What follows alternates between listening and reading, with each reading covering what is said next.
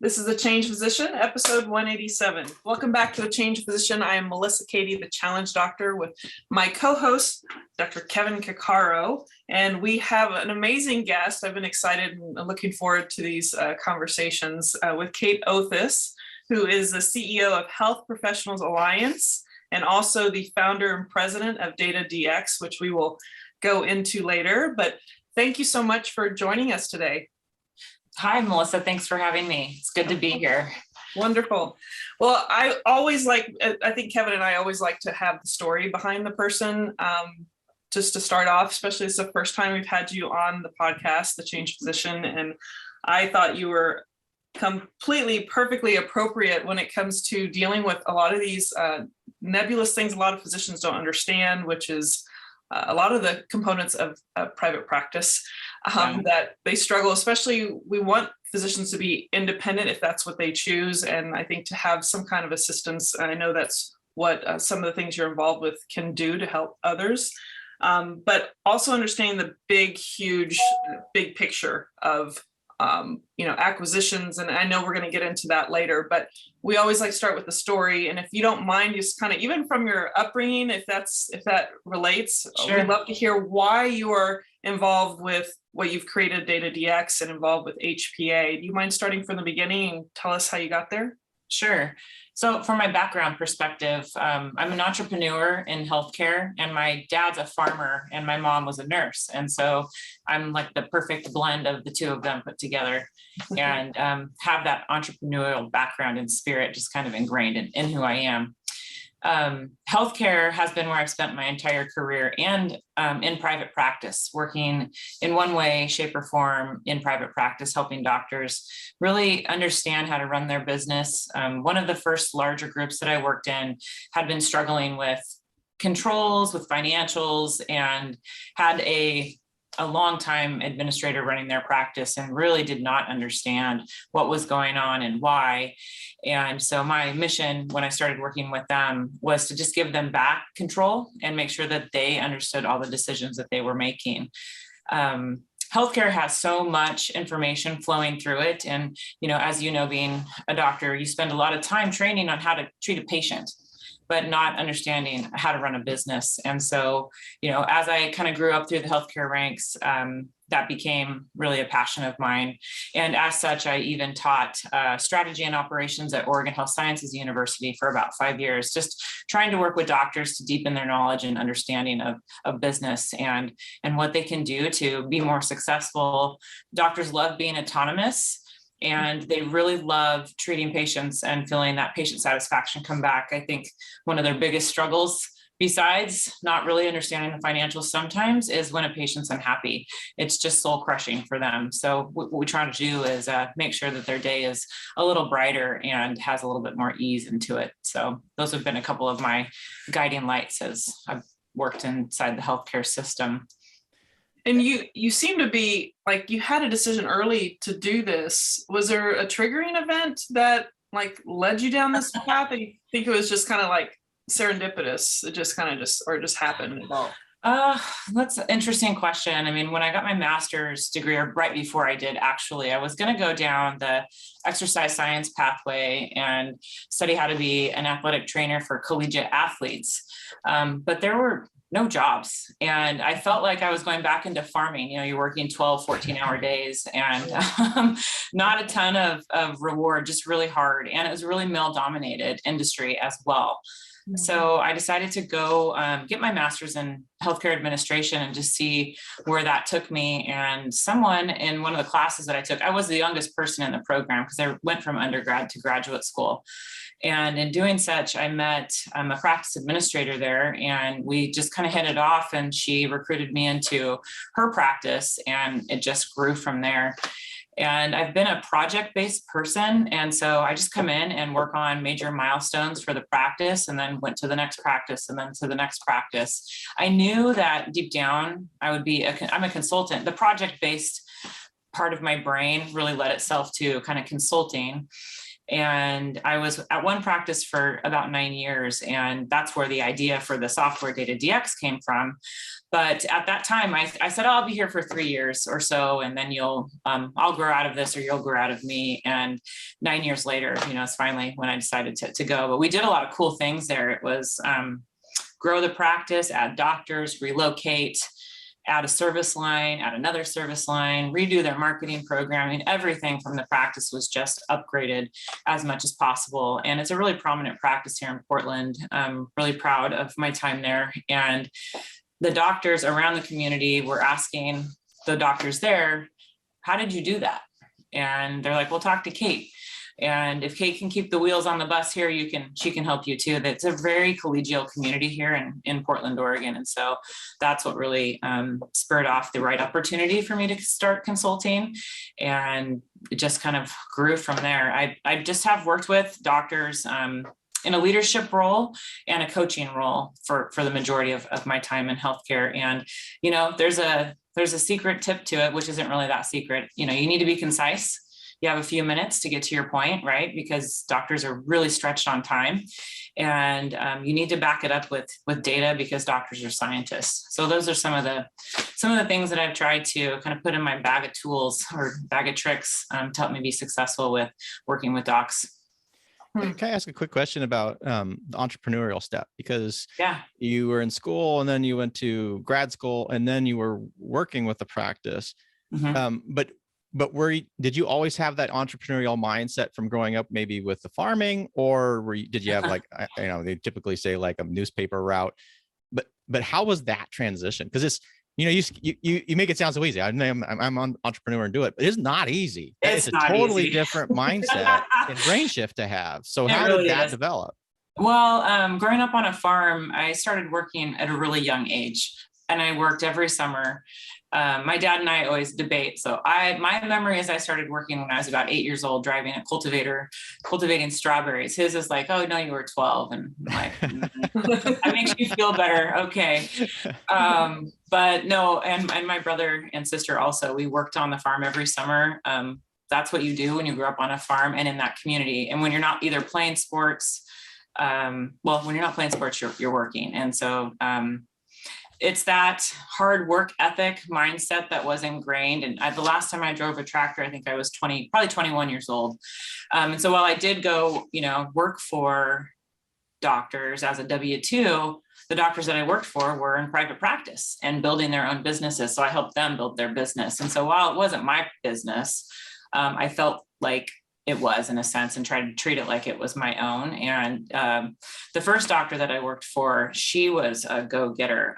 She was growing, very growth mindset, East Coast doc, but out here on the West Coast and trying to do new and innovative things, built a surgery center and a med spa. And so I've just been around docs that want to grow. And I think that also lends itself to, that entrepreneur and that business owner mentality. But there's some challenges with that when, again, you're the donut maker, you're the doctor, you're seeing patients, you have to be there. You can extend yourself with a PA or some ancillaries, but there's limits to that. And you have to build that as well. So there was that innovation that was around all the practices that I worked with that I think lent itself to entrepreneurship. Now, actually being the entrepreneur is a different leap of faith and a different struggle. Having your payroll for, how many other people? We have 38 people now here at HPA and DataDx. So it's been quite a journey, and it's going to be a good book someday as we get this thing off the ground. But you're right, it's a lot different. And a lot of people ask me, how do I do it? Or, how did you get there? And sometimes the answer is, I just did. I mean, it's just never give up, no plan B, and make sure that you can pivot and you don't have so much ego that, you're not just dying on the hill for that thing. There's always going to be adjustments. And if nothing else taught us that, I hate to use the word, but I mean, COVID taught us all we have to be incredibly flexible.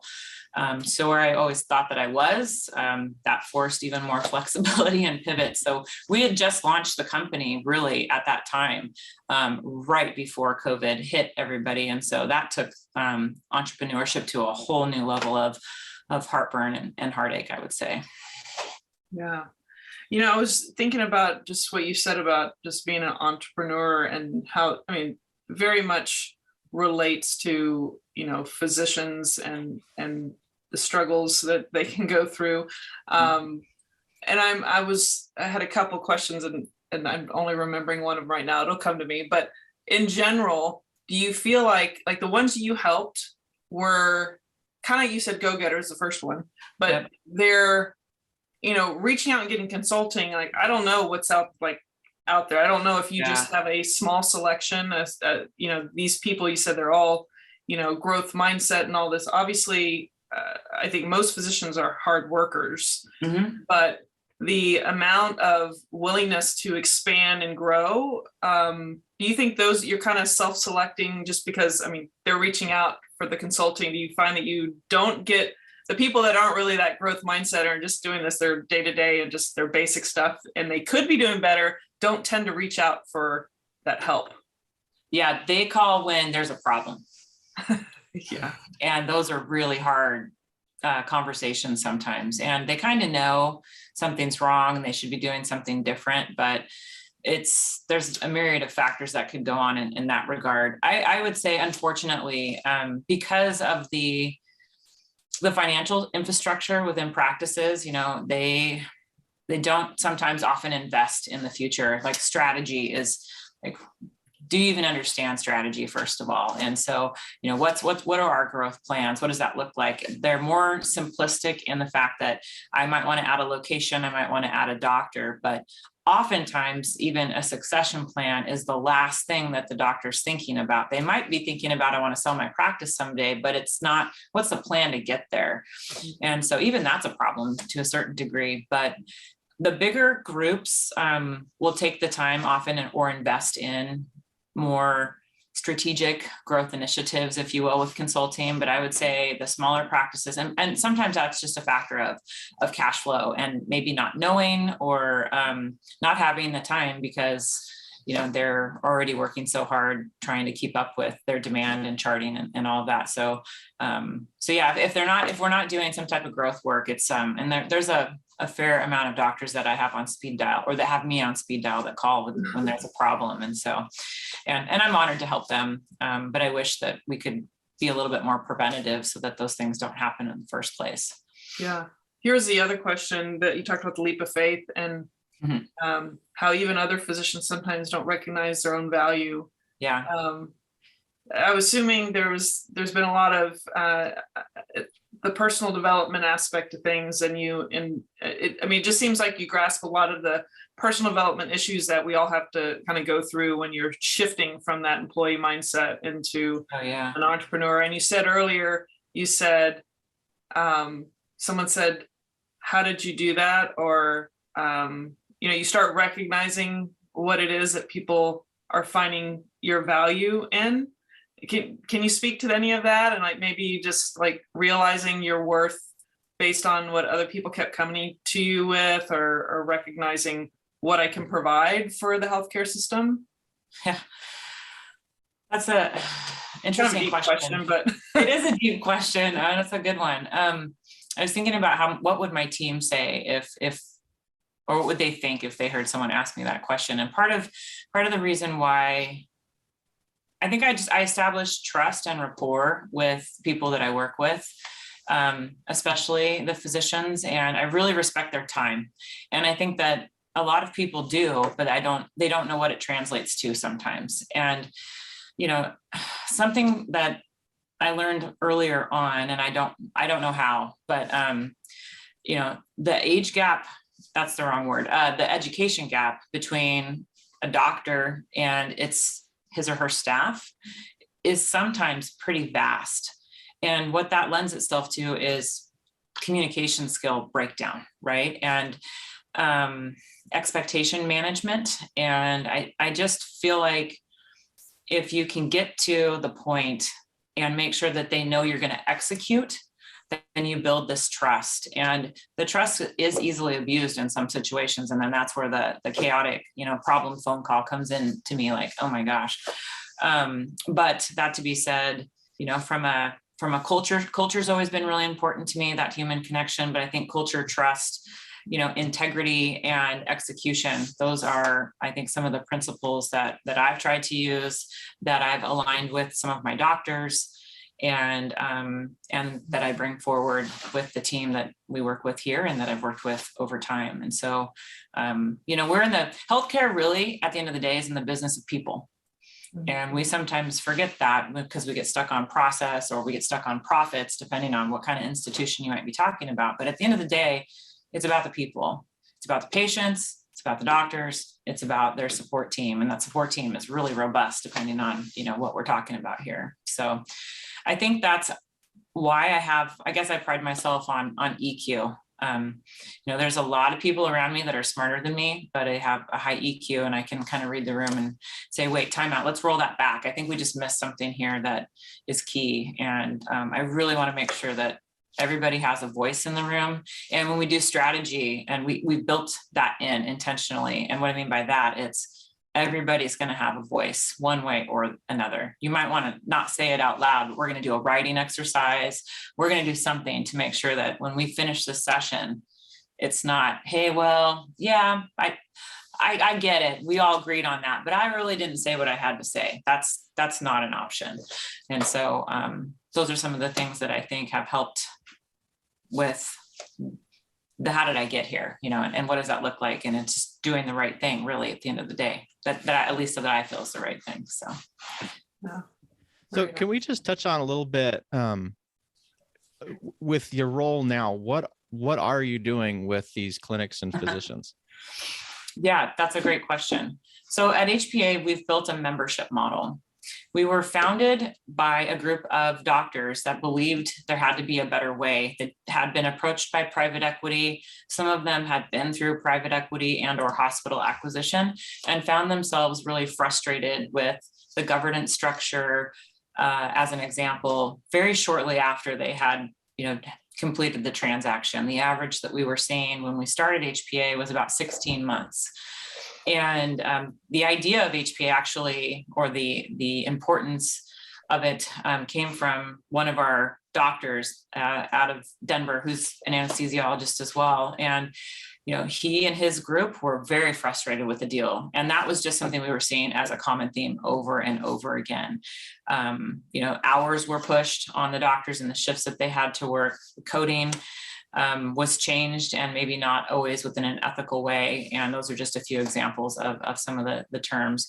The financials behind it weren't always transparent either. And the systems that were imposed on the business, essentially on the healthcare business, weren't always right for the doctors. They made sense economically from a profit standpoint, but they may not always make sense from a patient care, ease of use, so on. And so they weren't blending the doers with the finance, as unfortunately, and there were struggles there. So at HPA, we've built a membership model, taking our founders are all shareholders in the company. We want to be 80% owned, at least that's our goal, by our doctors. We work with them to bring, best in class, largely technology enabled solutions, trying to make that next generation of private practice.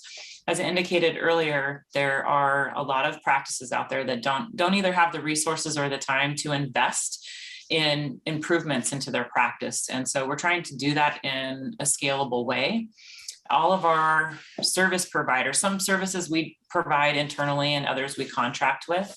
Those service providers that we contract with agree to give our clients roughly a 20% discount on average. Because when you think about it, we're a sales force for them. And so those help with immediate, usually bottom line improvement, but sometimes top line improvement as well. So there's some revenue growth strategies as well in those service providers that we line up. And, as our membership model grows and we have doctors across the country, currently we have 12 states represented through our membership. We will work to build regional and specialty MSOs and DSOs with the doctors. We're not an acquisition model. We will not acquire the practices, but we will help the doctors acquire their practices and join together, whether it's a super group on the medical side or a DSO lookalike on the dental side. We are banding dentists and physicians together, which is very unique. There is no model like that, but we're doing that because, pretty soon we'll have 1,000 lives, 2,000 lives, 3,000 lives. Well, what does that result in? Really good insurance rates. for us as a people and the employees, a pooled 401k plan, which is really economical and easy to manage, one tax return to file as an example. So we're just trying to streamline the back office, improve operations where we can, contracts for the practices, and make sure that the profits are solid, the doctors are happy, and that they have the succession plan built in as we build out an ecosystem of doctors, so that when they are ready to retire, hopefully we're recruiting younger doctors into HPA as well. And then when the older generation is ready to retire out, there's that young doctor there that's primed and ready to take over. Right now, the buy-sell transactions in the practices are a little tough.